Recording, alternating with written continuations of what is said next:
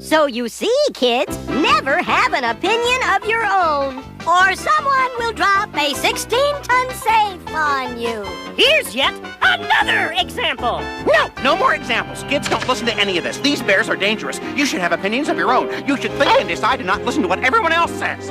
Wait a minute. What is he That's not in the talking script. about? Don't pay any attention. Use your own mind. Don't do everything your friends do just because they do it. Have a brain of your own. Let go of me. That group isn't always right. I'm G.A. Sola. Hello. Consider these 4 lines. One of those on the right is equal to the standard line you see on the far left. It should not be difficult to see provided your eyesight is good enough. Now you may have the correct answer, but would you have given it as such if there were other people around you, strangers especially, who unanimously gave an incorrect answer? You may think that you would have, considering that you know the right answer, especially if you're a person with high self-esteem and confidence, or if you're a person who does not place much emphasis on what others say, or if you enjoy going against the norm. But even so, it's very much possible that you may feel compelled to conform to the majority and give whatever answer that they give. This may occur for different reasons: the fear of embarrassment, fear of being judged by the majority, the reluctance to displease the group, not wanting to be the center of attention, and so on. There are deeper reasons too, however, such as people beginning to question their own perception and understanding, and beginning to doubt their senses, and beginning to actually believe that the majority is right, even though their perception of reality tells them otherwise. But in this experiment, widely known as the Asch conformity experiment, conducted by psychiatrist Solomon Asch in 1951, the reasons for most of the subjects were as a result of social pressure. Your task is a very simple one. You're to look at the line on the left and determine which of the 3 lines on the right is equal to it in length. All right, we'll proceed in this order. You'll give your answer. Only one of the people in the group is a real subject, the 5th person with the white t-shirt. The others are confederates of the experimenter and have been told to give wrong answers on some of the trials.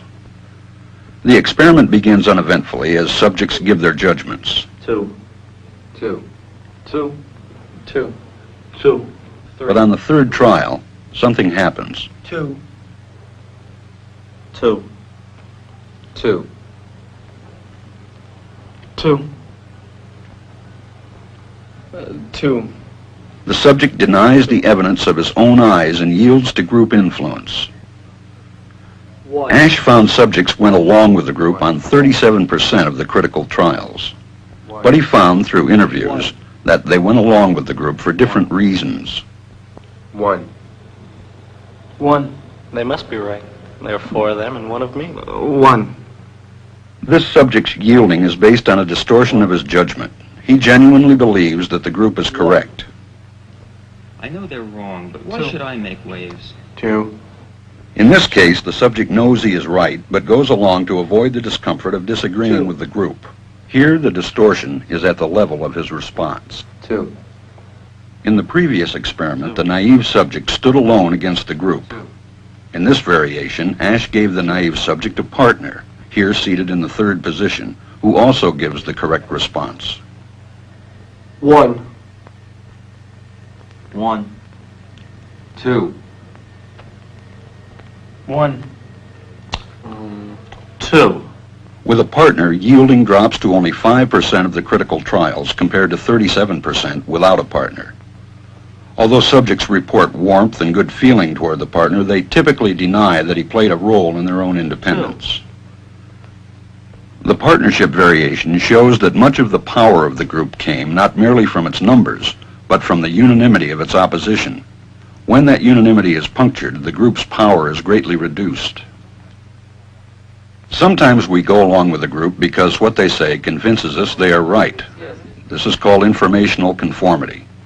But sometimes we conform because we are apprehensive that the group will disapprove if we are deviant. This is called normative conformity. The strength of the normative factor is shown in another variation carried out by Asch. In this variation, the subject is told that because he had arrived late, he would have to write his answers. Subjects in this private response experiment are exposed to the same amount of misleading information as other subjects, but they are immune from any possible criticism by the group. 1. 1. 1. And this enormously reduces the pressure to conform. Conformity drops by 2/3. Asch's experiment is a classic. It reveals how people will deny what they see and submit to group pressure.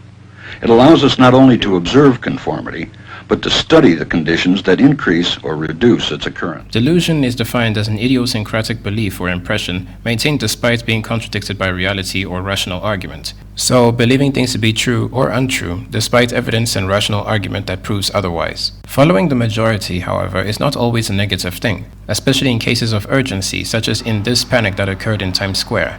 You may be familiar with the expression, it's better to see a lion when it's just grass than to see grass when it's truly a lion. What's more, there are cases where the majority is right, but because an individual or the minority are so determined in their beliefs or understanding, they will not change their minds despite the evidence, or they may simply wish to be different from everyone else for different reasons. So it's quite clear that the number of people who believe something does not determine objective reality, which inevitably means that it is perfectly possible that there exist beliefs about reality that the majority of the human population share that are actually incorrect. This is not so far-fetched, as once upon a time it was a known fact all over the world that the Earth was flat. And the Asch conformity experiment is simply a glimpse to show us how willing and easy it is for regular individuals to fall into a delusion.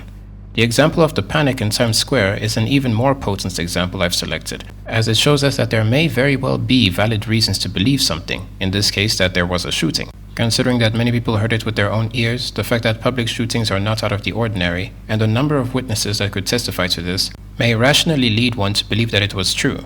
But in this case, all who believed that it was a shooting were completely wrong. This same scenario and logic can be applied to other beliefs and claims, such as claims of alien abductions or the many miracles that are believed to have happened in history.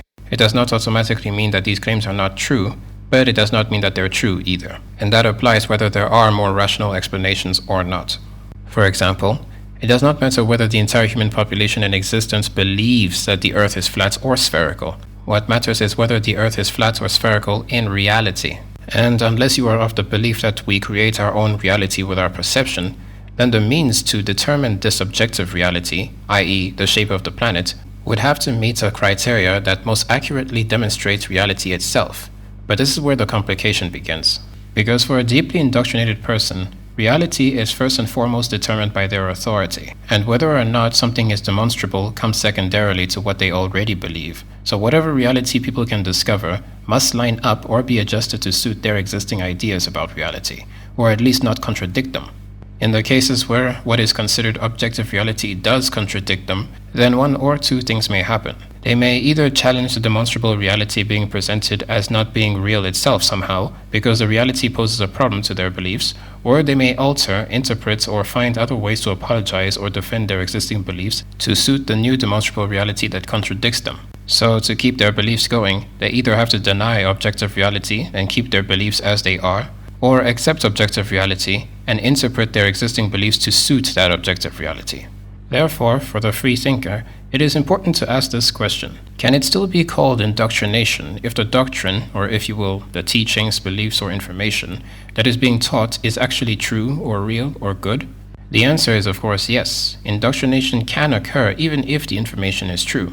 As we've seen throughout this series, indoctrination is not characterized by the belief itself or its nature, but by the extent of critical thinking that is practiced, encouraged, or even permitted among the adherents or followers or learners regarding what they are taught to believe or accept as true. If critical thinking is discouraged or disallowed regarding the doctrines being taught, then it does not matter whether the doctrine is true or not. It is still indoctrination because the learner accepts it as true without enough or any understanding as to why or why not it may be. This form of teaching may be useful temporarily, but detrimental in the long run to a person's thinking patterns and ability to reason for themselves. And there are numerous examples in history and current times that show us the consequences of this.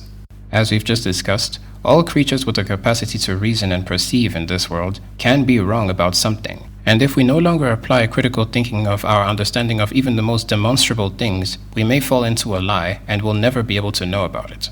Or at least not soon enough. What's more, if something is to be accepted as a fact, then there should be a means by which we can show it to be so in the first place, and the learner will accept it even more firmly because they can understand why it is true. You think for the longest time that you live here. But what if it wasn't this? What if this was just the illusion?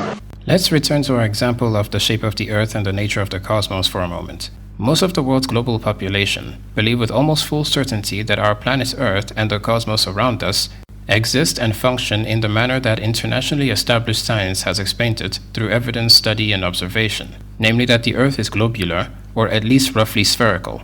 This can and has been demonstrated and proven via various objective means, but some individuals and groups have challenged these notions, rejected them as non-established science, denied that the means of obtaining this information are objective, and sometimes even calling it completely staged, and therefore believe that the ones who believe in this apparent lie are in fact the ones under mass delusion, created, maintained, and protected by powerful international organizations who are determined to keep the truth from being propagated.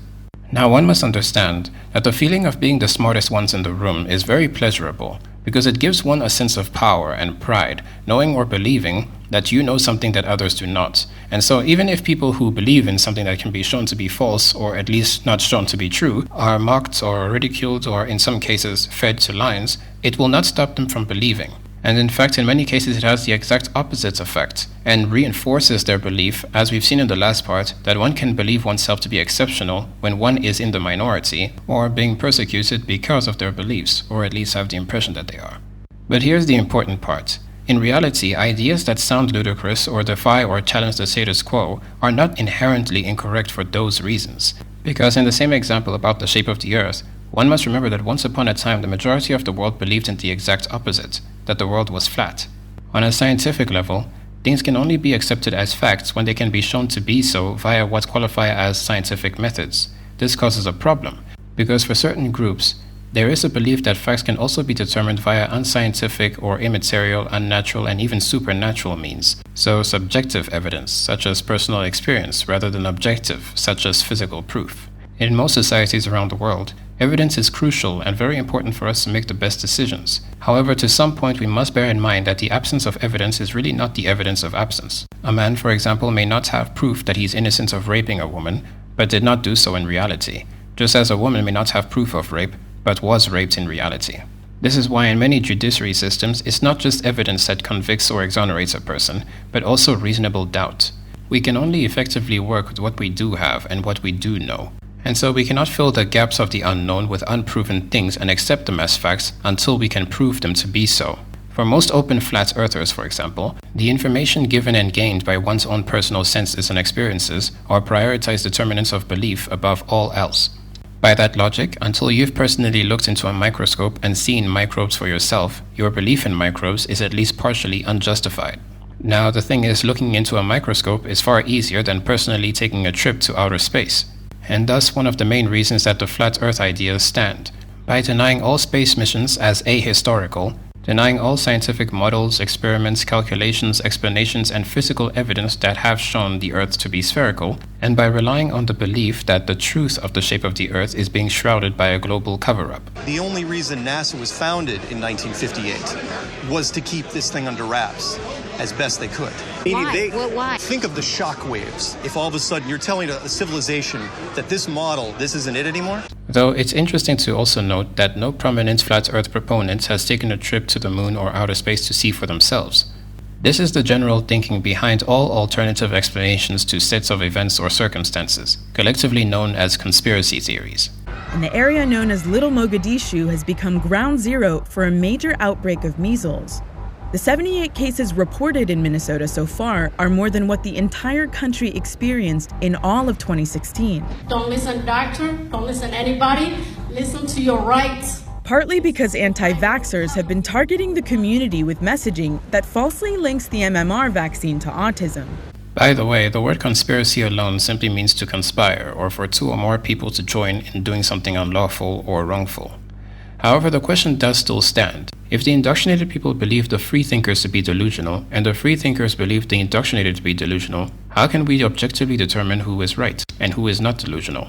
On one side, people require observable evidence that can demonstrate or at least lead to possible conclusions, and rely on such methods to make other observations about reality. Reality to the best of our knowledge, mind you. On the other side, people rely on existing beliefs and draw conclusions regardless of the observable evidence, or align the observable evidence to their beliefs by making alterations, interpretations, and excuses. If ever the former, that is the scientific method, errs, or is uncertain, or completely ignorant of anything, The latter position may posit their own hypothesis or suggestion as an answer to what established science has not yet understood or known. If the methods by which the unscientific side obtained information were observable and testable, their beliefs could become parts of established science. But until then, they remain scientifically unproven beliefs, which may serve their own purposes such as comfort or hope for people, but not useful in determining things pertaining to this reality. Again, this is to the best of our knowledge. Considering that we live in a material world, our scientific methods are based on, work with, and only reflect material observations. This does not mean that there's not an immaterial world out there, but until it can be proven, it remains unproven. The boy's family relied on prayer instead of medical care. Neil Beagley died Tuesday inside this Gladstone home. The teen who died is the uncle of 15-month-old Ava Worthington. She died in March after her parents refused to take her to the doctor. Herbert and Catherine Scheibel are charged with third-degree murder following the death of their 8-month-old son Brandon this spring. Instead of caring and nurturing him, they ultimately caused his death by praying over his body instead of taking him to the doctor. And unbelievably, this isn't the first time this has happened to the Scheibels. In 2009, their 2-year-old son Kent died. The parents did not seek medical care to treat him. Now, because to the majority of people, scientific inquiry and objective reasoning are the most reliable manners of answering important or big questions, this would put those who completely rely on other methods in the minority. Now, even though experience shows us that very often relying on methods that are not scientifically proven leads to disappointing results, we must be very careful, because if we are to apply the same measures to avoid indoctrination to the methods of scientific inquiry, then ideas that oppose the status quo must be accepted or rejected for scientific reasons as well, and not because of biases, predispositions, or hostility to new ideas that may challenge heavily established science. Science works with models, and some models are so reliable and effective in explaining the vast majority of our perception of reality, and so it's no surprise that it takes truly significant discoveries or flaws for a model to be proven wrong or require reworking. And this pursuit of objective truth and self-awareness and reasoning to challenge its own answers is exactly what keeps science from indoctrinating itself in the first place. The moment scientific communities lose that trait and begin accepting or rejecting things as true or false on any other basis than what is summarized as scientific inquiry is when the scientific method becomes no longer based on critical thinking, and therefore begins to indoctrinate itself in its own ideas. So, for example, if the work or ideas of a past scientist or even the scientist himself becomes unquestionable or sacred, the indoctrination begins. This applies for skeptics too, or at least skeptic in the sense of a person who questions or doubts opinions and facts. Using our example of the flat earthers, according to the definition I just summarized, they too are skeptics. However, their skepticism is not based on completely objective reasoning, but rather on speculations, suspicions of conspiracies, presuppositions, and flawed experimentation. However, the point here is that the suggestion that the Earth is flat should not be immediately denied solely on the basis that it challenges established science or sounds crazy without actual objective reasons as to why it's wrong. I should note, however, that in the case of the flat Earth belief, there are indeed plenty of reasons as to why it's wrong. The reason for this line of objective reasoning for the acceptance or rejection of ideas is so important is because there have indeed been ideas in the past that were rejected on the basis of them sounding too outlandish. However, it is also important to note that these ideas were also rejected because they were not followed by any definitive proof to confirm their claims at the time. Please keep that in mind. Some past cases include Nikola Tesla suggesting the possibility and usefulness of alternating electric currents and being lectured on how it would be impossible instead, or the findings of Galileo Galilei concluding that the Earth spins around the Sun and not vice versa. People may think that we are far more open to new ideas today than before, but often do not realize that they are selective of their open-mindedness due to very small factors that impact them greatly. One of these small factors is embarrassment. You see, one of the most valuable traits of people who strive to be intellectuals is their credibility, and if they are ever found to have believed something that is false, people will understandably be wary of them in the future. However, this sometimes begins to pose a problem for free critical thought, because if anyone simply accuses, not proves, but accuses a person of believing in conspiracy theories, this is enough for many people to firstly believe it, even without having heard what the person has to say or understanding the belief he or she may hold. Upon simply hearing the words conspiracy theory being attributed to a new idea, people immediately abandon or reject it, especially without investigating what was said to uncover whether or not it could be true. This immediate hostility to ideas simply because of their superficial appearance or their connotations is in direct opposition to critical thought. Just because something is called a conspiracy theory does not mean that it is or is not.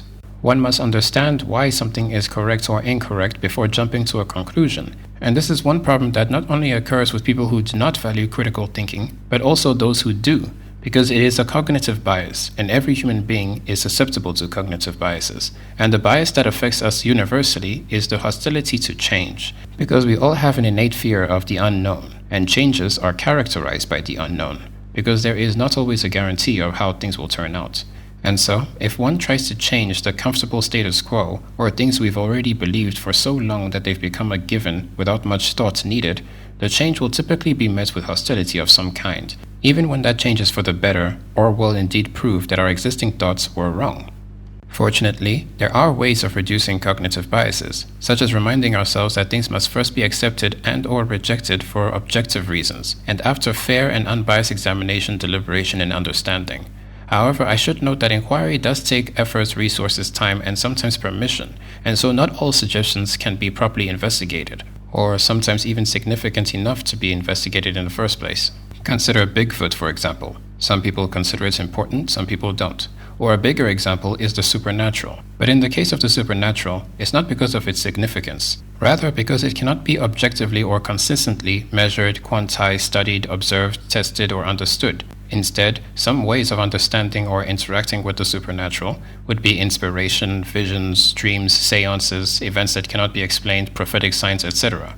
These means of obtaining information from or of the supernatural or supernatural beings are unreliable because of, among other things, their lack of consistency, their lack of evidence that actually proves the claims, their lack of clarity, especially regarding messages that are believed to be transmitted, and of course, when we occasionally discover observable proof that disproves or at least contradicts beliefs about the supernatural.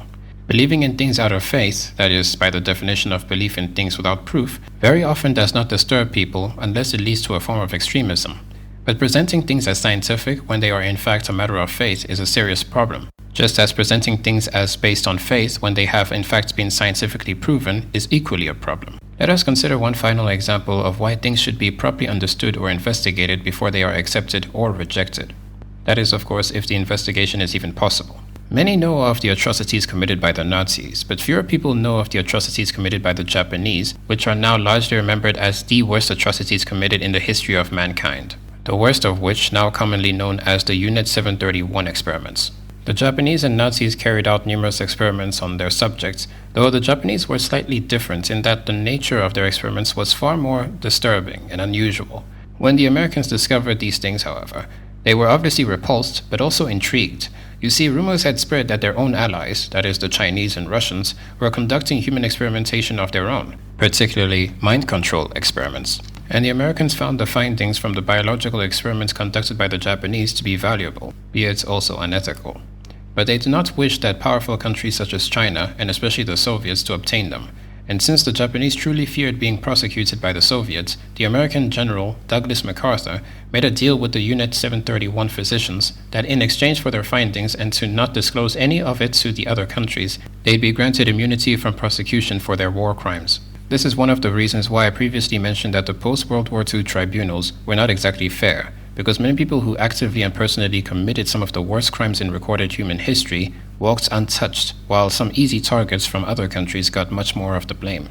These findings, as well as some findings from Nazi experiments, were used and continued in what we know as MK-Ultra experiments, a project that engaged in illegal and unethical activities and experimentation on US and Canadian citizens. The project ran for 20 years and was sanctioned and conducted by the American Central Intelligence Agency, the CIA, beginning in 1953 and officially stopped in 1973. Some former Nazi experimenters were even hired in the MK-Ultra project, and as everyone focused on what the Nazis did to the Jews and what the Japanese did to the Manchurians and the Chinese, few knew of what the Americans were doing to their own citizens. The point here is that at some point in time, this entire summarized story I've just explained to you was considered a conspiracy theory, and anyone who even suggested that the US government was performing mind control experiments, especially on its own citizens, would be seen as a lunatic, a fearmonger, and not to be taken seriously. And yet, thanks to the declassified files we still have, all of these things turned out to be true. Now, it isn't quite an easy problem to solve when it comes to conspiracy theories, because for example in the case of Unit 731, Many incriminating documents and evidence were destroyed when the Japanese knew that the Red Army was coming for them, just as businesses and the CIA destroys incriminating evidence of various illicit affairs till this day. And so proof is not always easy to obtain, but it does not make the story false. Remember that the absence of evidence is not the evidence of absence. However, at the same time, we can only effectively work with what we do have and what we can prove. And investigating every suggestion or hypothesis is not always feasible. And so that sadly means that many terrible things that are currently happening as we speak may never be discovered, or only discovered long after nothing can be done to stop them or help people. While proof and evidence of some kind is indeed what we need for things to be understood as facts, these things just go to show how many things we do not or may not actually know about reality, and remind us that it is always possible for us to be mistaken and susceptible to delusion. In 1957, Dr. Ewan Cameron, an eminent psychiatrist in Montreal, believes he has the answers. Cameron applies his techniques under the guise of normal therapy. In the next part, we will consider reasons as to why people join or remain in groups that are intrinsically characterized by indoctrination, cults, and why people willingly choose indoctrination or find it to be more beneficial than critical thought. I'm G.A. Sola. Goodbye. Will you guys quit with that next dimension stuff? It didn't happen, okay? Oh, but it did. I saw it with my own eyes. There she was, swinging higher, higher. Then finally she reached the very top of the swing set and disappeared into a blinding light. Blinding light? But Spinelli, that could have been the sun in your eyes. Oh no, Gretchen. My poor simple Gretchen. It was Swinger Girl breaking through the barrier. But Spinelli, how do you know? I know because I know. There's only one way to know something, Spinelli, and that's by your senses. From what you see and hear and smell and feel. Not so. There is another way to know, and that's by what's in here. And what's in here tells me that Swinger Girl did go over the top. She swung on through to the other side, disappeared into another dimension, and she's never coming back. Never! See you later, Mom!